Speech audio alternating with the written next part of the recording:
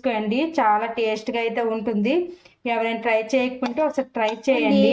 ఈరోజు వీడియోలో అయితే ఎర్రదుంపలతో కర్రీ చేయబోతున్నానండి. చాలా టేస్ట్గా ఉంటుంది. ఎలా చేయాలి ఏంటనేది ఈ వీడియోలో చూసేద్దాం. ముందుగా అయితే ఎర్రదుంపలు శుభ్రంగా క్లీన్ చేసుకోవాలండి వాటర్తో ఒక 2-3 టైమ్స్ అయితే. ఇదండి శుభ్రంగా అయితే ఈ విధంగా అయితే క్లీన్ చేసుకోవాలి. ఇప్పుడు వీటిని అయితే చిన్న చిన్న ముక్కలుగా అయితే కట్ చేసుకుందాం.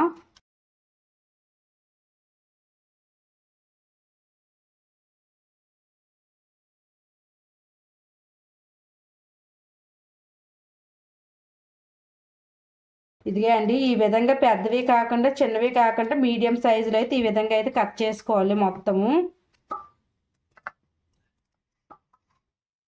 కట్ చేయడం అయిపోయాక ఒక గ్లాస్తో అయితే వాటర్ అయితే వేసుకోవాలండి.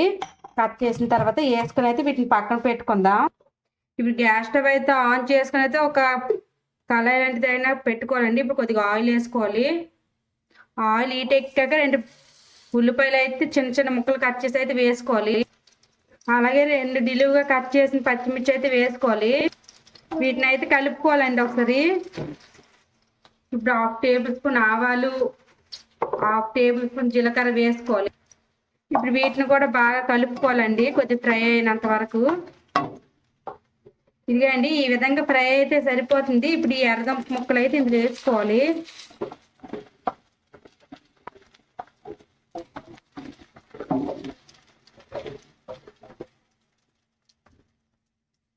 వేసుకొని అయితే వీటిని కలుపుకుందాం ఒకసారి.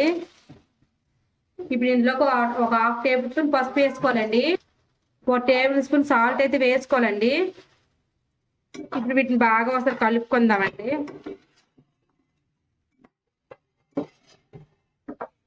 ఇప్పుడు వీటిని అయితే కొద్దిసేపు మూత పెట్టుకుని అయితే ఉంచుకుందామండి ఒక 5 నిమిషాలు.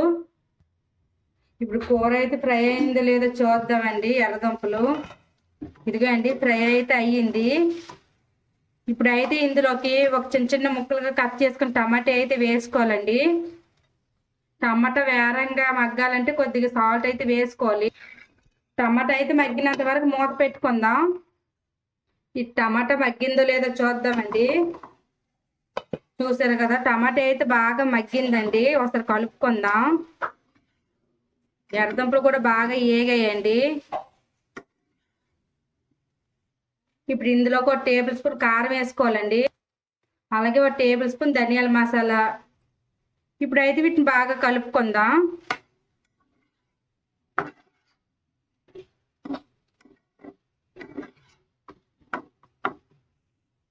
ఇదిగా అండి ఈ విధంగా బాగా కలుపుకున్నాక ఇందులో కొద్ది బెల్లం అయితే వేసుకోవాలి. టేస్ట్ బాగుంటుంది. వేసుకుని అయితే కలుపుకుందాం. ఇప్పుడు లాస్ట్లో కొద్దిగా చింతపండు రసం అయితే వేసుకోవాలండి. కొద్దిగా వేసుకుంటే సరిపోతుంది. అలాగే ఒక చిన్న గ్లాసులో అయితే వాటర్ అయితే వేసుకోవాలి. వేసుకుని అయితే హై ఫ్లేమ్లో పెట్టుకుని అయితే కలుపుకోవాలండి. మీరు టమాటా అయితే తాలింపులో వేసుకున్న పర్వాలేదు. ఎర్రదుంపలు కదా వేరంగా వేగిపోతాయి. ఎందుకంటే బెల్లము పుల్ల వేసాం కదండి, అందుకే కొద్దిగా వాటర్ వేసుకోవాలి. హై ఫ్లేమ్లో పెట్టుకుని ఒక 2 మినిట్స్ అయితే ఫ్రై అయితే సరిపోతుంది. ఇప్పుడు లాస్ట్లో కొద్ది కొత్తిమీర అయితే వేసుకోవాలండి. వేసుకుని అయితే కలుపుకోవాలి. ఇదిగండి కర్రీ అయితే ఫ్రై అయిపోయింది. ఈ విధంగా అయితే సరిపోతుందండి. సాల్ట్ అయితే మీరు టేస్ట్ చూసుకొని అయితే వేసుకోండి. సరిపోతే మరి కొద్దిగా టైం అప్పుడైతే వేసుకోవాలి. నాకైతే సరిపోయిందండి, అందుకే మరి వేసుకోవట్లేదు. ఇలా ఉండేటప్పుడైతే గ్యాస్ స్టవ్ అయితే ఆఫ్ చేసేటవని. కర్రీ అయితే చాలా టేస్ట్గా అయితే ఉంటుంది. ఇప్పుడు వీటిని అయితే ఒక 5 మినిట్స్ అయితే విడిచిపెట్టేద్దామండి. అయిన తర్వాత ఒక స్టీల్ గిన్నెలోకి కానీ అందులోకి కానీ ఈ విధంగా తీసుకోండి. చాలా టేస్ట్గా అయితే ఉంటుంది. ఎవరైనా ట్రై చేయకపోతే ఒకసారి ట్రై చేయండి. అలాగే మన ఛానల్ని లైక్ చేయండి, షేర్ చేయండి, సబ్స్క్రైబ్ చేసుకోండి ఫ్రెండ్స్. ఈరోజు వీడియో అయితే ఇది. Bye bye.